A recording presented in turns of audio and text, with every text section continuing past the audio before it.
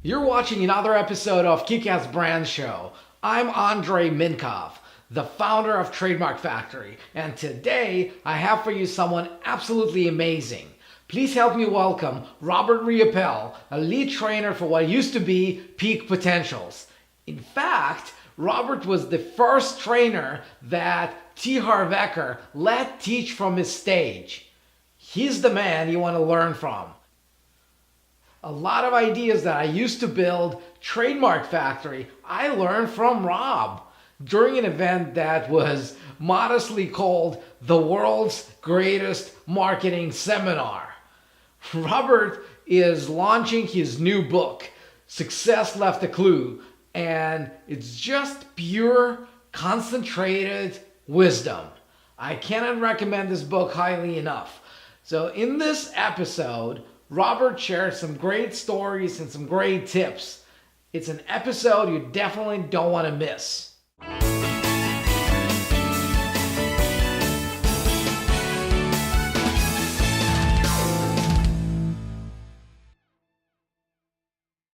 So Robert, thank you so much for joining me. I'm really excited to have you over because you're one of those people who I learned from. And you're the person without whom I probably would not have achieved the level of success with Trademark Factory that I did. Because the seminars I got with you from Peaks, that was really what gave me several breakthrough moments. So thank you for agreeing to be a part of this. We'll talk about this in a moment. But here's a question I got for you. Yeah, there it comes. So let's start here. I know you helped thousands of business owners build their businesses through what you were doing with Peaks, through your other training career. What's the number one thing that you yourself learned about building your own business? Oh, wow. Actually, it's good that you're asking that right now because it's having to be put into practice as we speak with my book launch, and that is tenacity and being willing to do whatever it takes when the time and the crunch is there. You got to get into it. If there's, even from our Domino's Pizza days, there was times where we would do a special, and we called it the mega deal. You could order any size of pizza with any number of toppings for only $10.99. And so, of course, it would make our phone lines go crazy. And so even though we were already busy working a lot of hours, we had to, for the week leading up and a couple weeks after, we were in the store 7 days a week, open to close. And instead of, even though we weren't open for lunch, as an example, we'd have to open for lunch, and we'd be pounding it out just to go for those record weeks. And a lot of business owners, they're not willing to put that effort in. They think that success will just come to them. No, you got to work it. You got to be willing to do. And you know this from experience. Trademark Factory would not be what it is if you had sat back and went, okay, business, come to me. No, it doesn't work that way. I tried, but it doesn't work that way. And that's why we know it doesn't work. It's because we have tried it. And the alternative is you do the work, you get in, you do what you're passionate about, and you actually follow through on it until the job's done. Like right now, I'm on calls 8, 10, 12 hours a day just to keep connecting with people to get the word out about my book. And so am I tired? Yeah. Is it frustrating sometimes? Yeah. But is it worth doing it? Absolutely. So I don't know if that answers your question or not, but that's what I would say. Yeah, well, it certainly does. So I introduced you primarily as, well, I found out about you in your capacity as a trainer for Peaks. Right. And I know you have this amazing story, how you got to become a trainer with Harv. Do you want to share that a little bit? Yeah, sure. It does also talk about tenacity, doesn't it? It does, because people say, how did you become a trainer and what does it take to be a trainer? I say tenacity. But I also say, it's one of the clues that I share with people is it's amazing how 5 minutes can change your life. And see, and opportunity favors the prepared is another way of putting it as well. Because I was always showing up and I knew I wanted to be a trainer and I was going to do whatever it took to get there, I was always showing up and volunteering. A lot of things that people don't realize is be willing to start wherever you have to start. Want to go. Don't think you're going to start at the top. No. One of Harv's, who put me on stage for the first time, one of his favorite quotes is, every master was once a disaster. And so people think that you master right off the bat. You're not. So I would show up and volunteer and volunteer and volunteer. And one day I was at an event, actually Warrior, still my favorite course to teach. And all of a sudden, Harv comes up to me one night and says, Robert, come here. I said, what? He goes, get in my car. Okay. I said, what's going on? He says, are you ready? I'm like, ready for what? He says, I need you to take over tonight, go on stage, thank everybody, or thank our guest, let them go, and then give everybody announcements for tomorrow and send them off to bed. And I was a basket case because I'm like, I'm writing these things down, and you can't read what the heck I'm writing because I'm so nervous, but I'm trying to look calm. I'm sitting beside him in the car. I got this. I get out of the car and I just like, my wife's like, what's going on? I said, here's what he said. And she looked at my list. She goes, what the heck does that say? And I'm like, well, it says this. And luckily I just finished doing a Zen retreat. So I knew how to center myself. She said, you go center yourself. Give me the list. I'll rewrite it so someone can actually read it. And I went and did that. Someone. Yep, me. I went up on stage. I did the 5 minutes. And it was like, almost like, the 4th of July for the U.S., us Canadians, July 1st, seeing the fireworks going on all the place because it was like a huge accomplishment. But then I crashed. And the reason I say I crashed is because something that happens to most people, all of a sudden my mind started to discount the win because that's what it does to hold people back. And it said those words of, well, just 5 minutes. It wasn't really much. He would have asked anybody to do it. And luckily, I have great coaches in my life, including my wife, who saw that I was going through some crap in my mind. She said, what's going on? I told her, and she said, wait a second. She called over one of Harv's longtime staff and said, Shelley, would you tell Robert what just happened? He thinks that was no big deal. And she says, are you kidding me? Harv's never let anybody on a stage to do something like that. That was a huge deal. And that's what started it. And from there, I talked to him, because we became friends. And it wasn't until a couple of years later we're having a conversation. And he said, do you know why I put you on that stage for the first time? And I said, no. He says, because I could not ignore you anymore. He said, you were always showing up and being of service. He says, I'm standing on stage talking to students at a break, and you're off to the side running a meeting for the afternoon. And I could not focus on the students because your energy and your presence just kept drawing me over to you. And in that moment, I went, I'm putting him on stage to help me out tonight. And that's, kind of how it started. Such a great story. Wow. And I know it took a while to actually, from there, to become a lead trainer. And 2.5 years. Yeah. Yep, absolutely. So you started with the pizza business. How did that transition to you becoming a trainer? Well, when I started as a driver, like 95% of Domino's Pizza franchisees did, because in Domino's, you can't just buy a franchise. You have to earn the right to own one, which means you have to successfully manage a store for at least a year, meeting all these criteria. So I started as a driver. From a driver, I got promoted into being a manager. And it was about 1.5 years in, my franchisee, he wanted out of Domino's Pizza. My wife and I wanted in. We didn't have any money, though, to buy the store. But one of the things I do have, and you've witnessed it, personally a number of times, I have passion. That you do. We decided we got to learn how to buy this store. And we studied and we found out, we went out and made a lot of mistakes.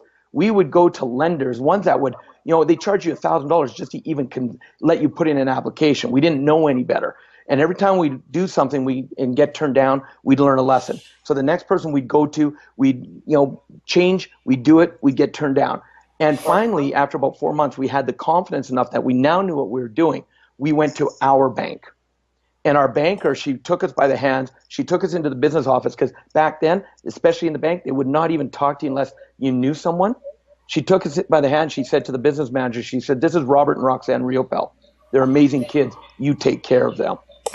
And we were actually able to put together a loan where we were able to buy both of the stores he had for sale. And we did it with no money of our own. The bank financed it 100%. And that got us into Domino's Pizza. And we were franchisees for 9 years. We started making some of that pretty good money. But our blueprint, which from the events, that controls us, it was set to spend more money than we were making. And by the time we were in the franchise industry for 8 years, we were $150,000 in debt. And then that's when someone who did not even know us, because we had visited their booth at a franchise expo, they sent us 2 tickets to a Millionaire Mind evening. And we went, and that's what changed our lives. We went from that to the 3-day weekend. From there, I knew I wanted to be a trainer, and we ended up transitioning out of Domino's. We sold our last store because we weren't enjoying it anymore. That's one of the reasons we're in debt. I have a big belief, if you don't enjoy doing what you're doing, do something else. So we decided to get out of Domino's. I'll tell you, and Andrei, I don't know if you've ever experienced this, but our family was freaking out.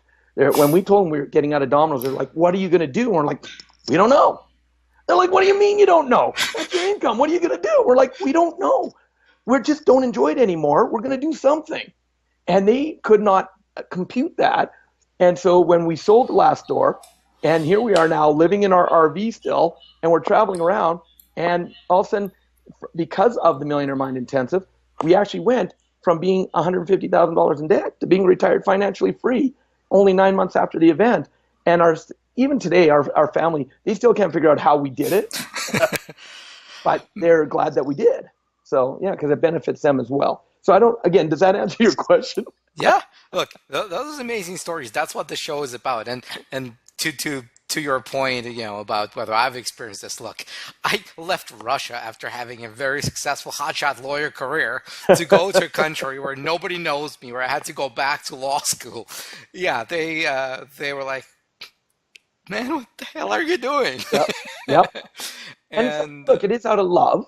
They want to protect you. But a lot of people don't realize, and this is a mindset as well, is that love will hold you down. And it's not that they want to, they don't want to, it's not that they don't want you to see you succeed. They want to protect you so that you don't go through the bumps and bruises.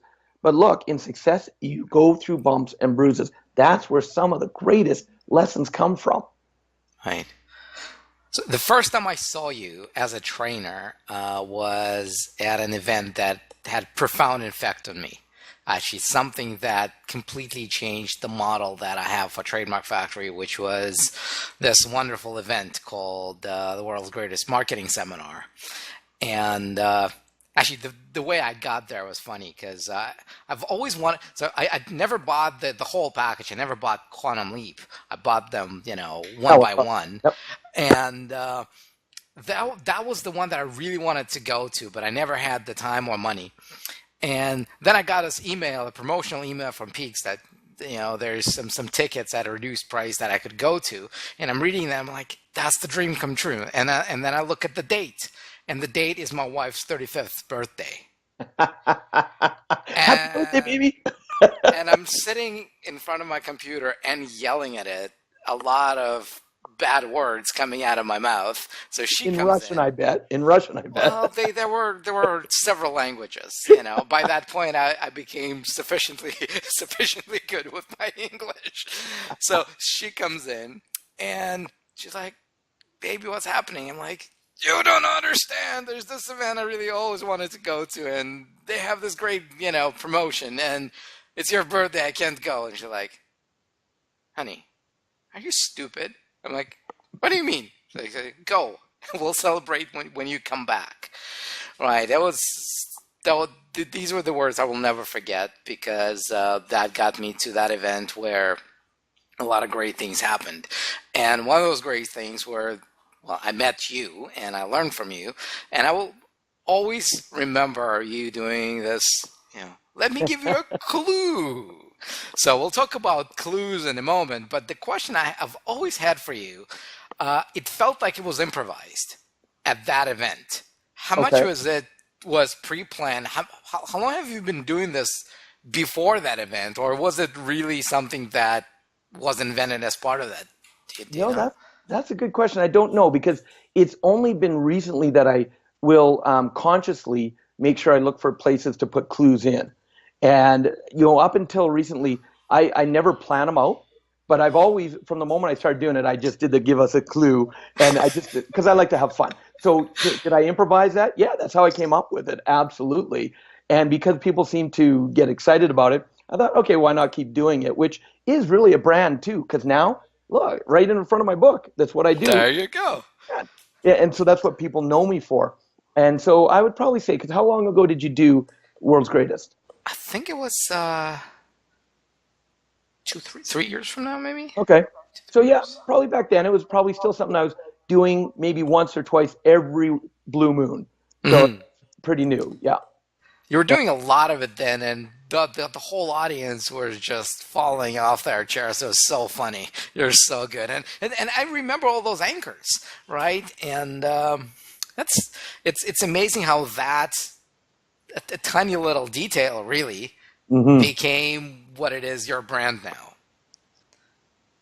And isn't that how trademarks start? If someone comes up with an idea and just out of the blue, and then they go, "I need to protect this." That's why I wanted to have you on the show. So can you tell us about that journey, about you doing this a few times, seeing the audience react and respond the way you wanted to, and then you do it more and more and more. How did that really become a brand for you? Okay. So when I first started training, because I was training with Harv was very big about being exclusive. And because I was exclusive and I had no problem with that, I never even thought of my own brand. I never even thought of having some identity outside of being one of his trainers. And I signed non-competes, I signed non-disclosures, and being a warrior, I live by them. And so during the 4.5 years I trained with him, there was not even a thought about what would my brand be. Then I did take 3.5 years off, and when I came out of retirement, it was a new company because Harv didn't own it anymore. And they were a lot more lenient because they were like, "Hey, you know what? If you want to do your own stuff that you're already doing," because during the 3.5 years, I'd started to dabble in some stuff. And they said, if there's something that you're already teaching that's not in competition to us, not a problem. And so then the idea started coming, okay, what am I known for? What have I brought to the stage? What is it that is mine and my intellectual property? And so then I started kind of consciously thinking about that more. That's when the clue came around. And it's only just over a year ago when we decided to finally put my book out. Then it was like, okay, what's your brand? And we started rebranding me. And that's when you and I started having the conversations. And it was right around the time we met up in Singapore when you came for the Grand Prix, which was awesome. Still remember that day, connecting, walking along the beach, having a blast. That's crazy. It was. And look, we live in Canada. Two Canadians in Singapore. And we're having ice cream in Singapore, right? on Sentosa Island. How much crazier does it get to that? Which is awesome. And so as I started to seriously think about it, all of a sudden we started looking at what is the brand, what needs to be trademarked, what do we need to make sure we're protecting. And so that part's only been really the last year, because up until then, I wasn't concerned about having my own separate identity. Cool. So you mentioned the book. Yes. Tell us what the book is about. Well, show us the book. Come on, show us the book. Yes. Everyone wants to see the book. I want to see the book. One of the first test copies right here, Success Left a Clue. And what's really interesting is the foreword is by Les Brown.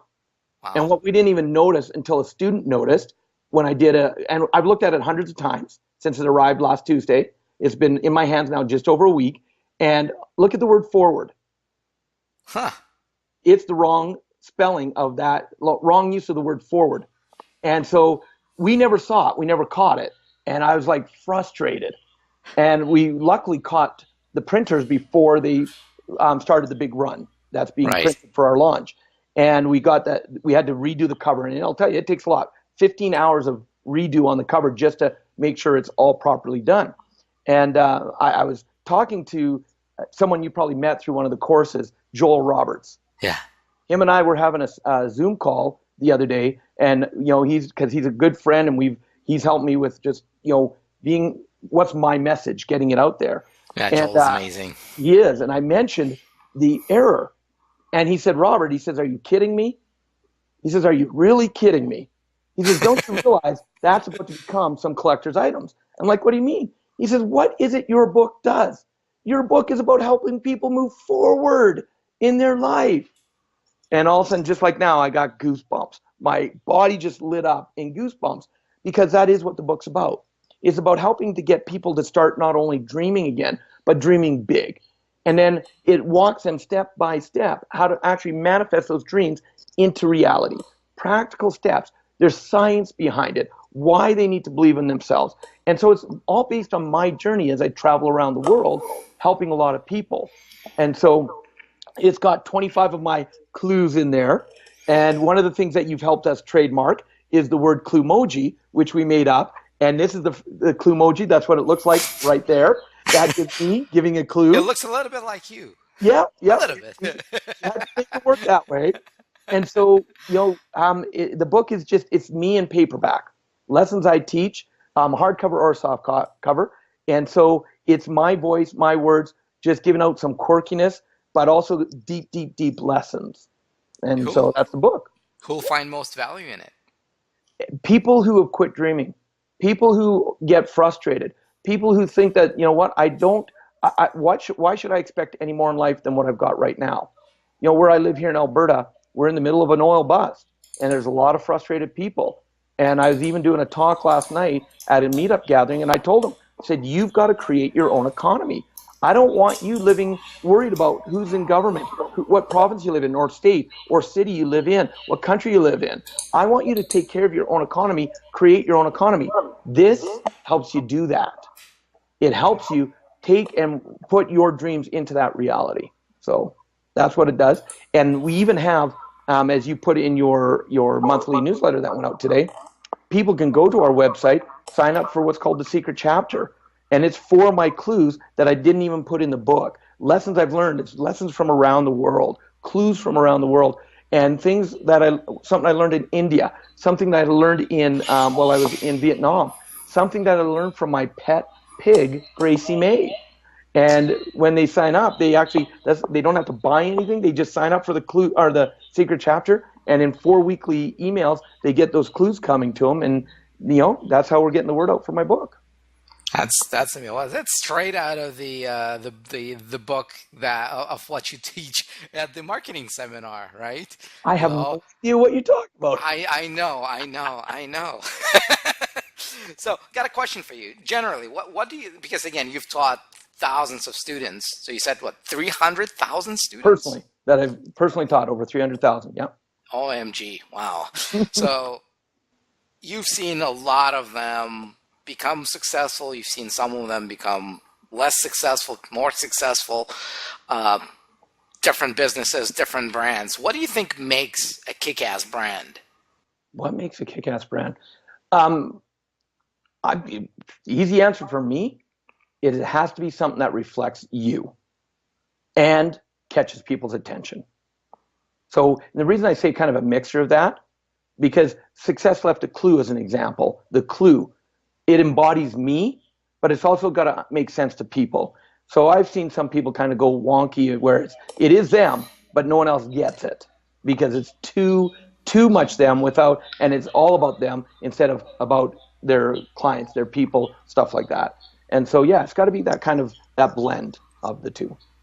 This is very true. This is, yeah. How do you promote your brand?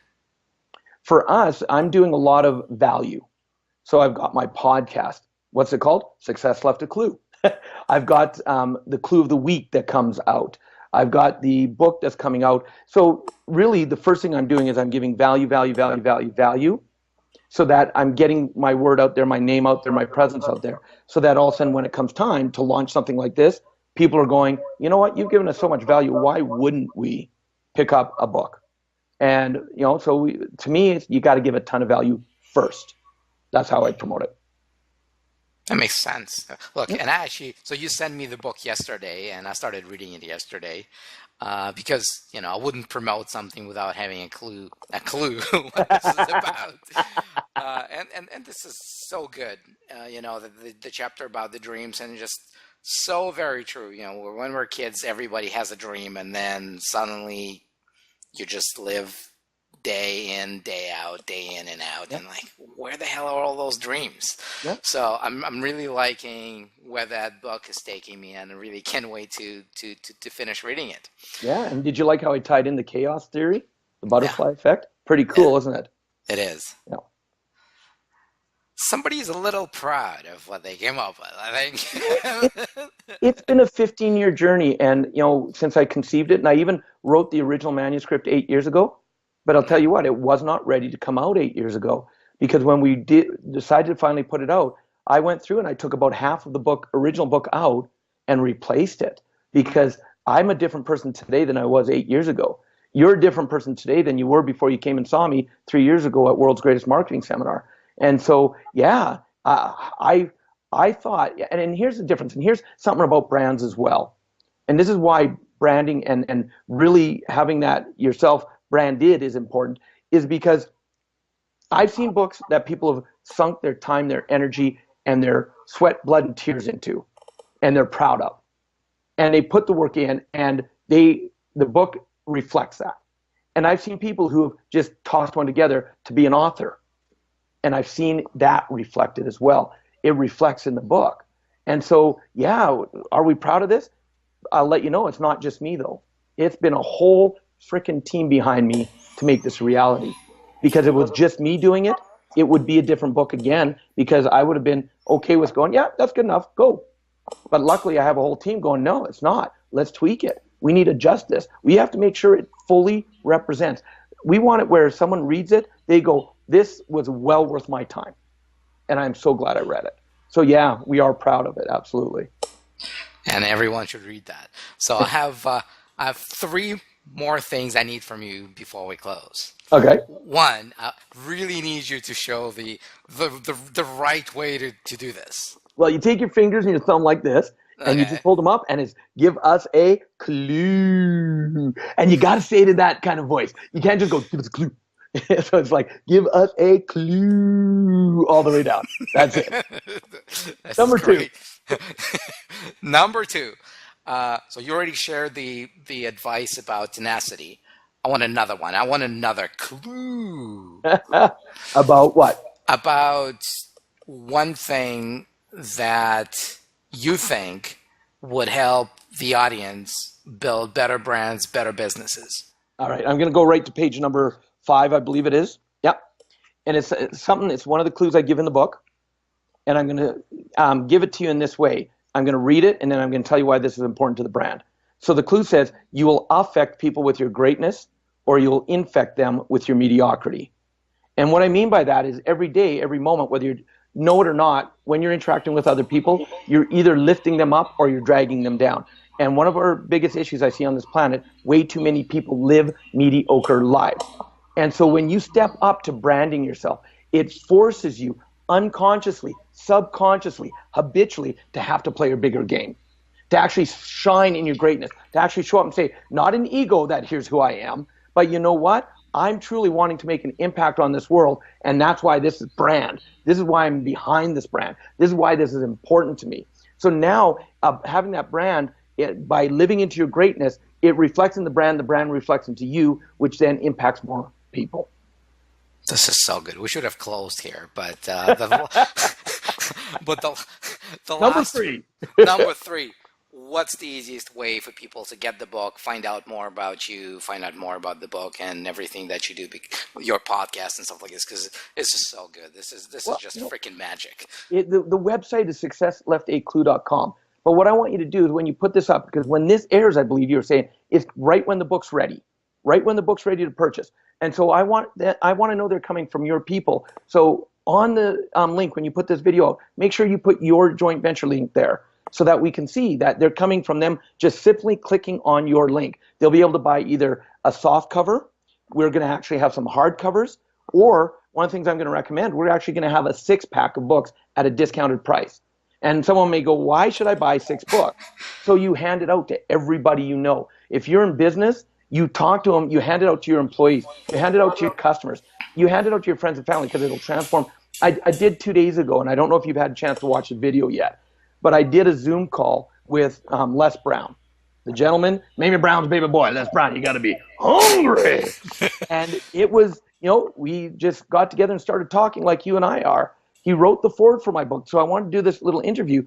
And he was telling people very candidly because he's read the book as well, of how this book is changing lives. And that's why they have to get a hold of it.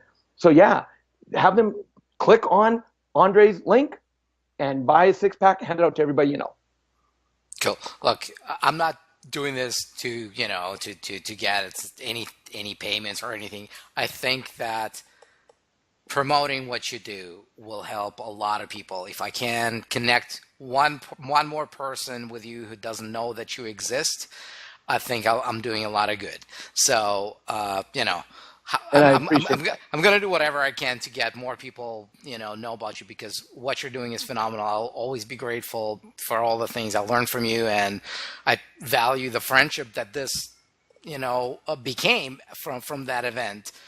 More Yep. than a lot of things. So thank you for this. Thank you for the friendship. Thank you for what you taught me. Thank you for being on the show, and thank you for being you. Thank you for all your clues. My pleasure, and I appreciate you doing what you do. Hey, do you want to see something cool before we do close it out? I want to introduce you to someone. Oh, would that be a You certain may not be able to see her because she's buried in her blankets right now, but Okay. that's Gracie Mae, and she's in front of her. She's in her favorite place, which is in front of the fireplace. Oh yeah, she's talking to us. So she's been outside all day. So this is Gracie Mae. She's our princess, all 240 pounds of her. Wow. Nice. How old is she now? She's coming up 6 years old this year. This is We've had so her since cool. she was 2 days old. She's not that big anymore. No. What makes a man want to adopt a pig? It wasn't planned, but it was perfect. Everything happened for a reason. That reason's there to serve me. We were at a friend's house when she was born, and we thought we would foster her and find her a good home. Well, she found a good home. She stole our hearts, and we cannot even dream of not having her in our life anymore. And so the follow-up to this book is going to be the start now of our children's series called The Adventures of Gracie Mae, which my wife and I will start to write in the next year. You had this idea. You actually voiced that idea at the marketing seminar. It's taken Yep. you a while, but Well, look, hey, this took me 15 years. And now that I know what it took to get it done, though, now that this one's coming out, then we will sit down and we'll start working on the children's series. Because it's going to be a whole series of books. Because she has taught us so many life lessons. It's amazing. Anything you want to learn, just watch nature. You'll learn what you need to learn. well, I'm sure Olivia is trembling. Right. So my kids love reading about Olivia the pig, and Okay. you, I you haven't. know that series? No, I don't. You I'll don't have- know the Olivia the pig? Okay, Hey, when I start getting ready to write it, we'll check out our competition. do that. Do Yep. that. All right, cool, man. Thanks again. You're awesome, and I look forward to seeing what the book does to you and does to all the people who actually read it. So, Thank you, my friend. Appreciate it. all right, cheers. Robert and I would love to hear from you. Let us know about your biggest takeaway from this episode. Are you going to put something you learned today into practice in your business? What is it? So leave your comment below and share this interview with your friends. Make sure to get Robert's book and don't forget to subscribe to be the first to receive updates about new episodes. If you think you deserve to be on the show because you have a kick-ass brand, email us at next@kickassbrandshow.com. Next@kickassbrandshow.com. See you in the next episode.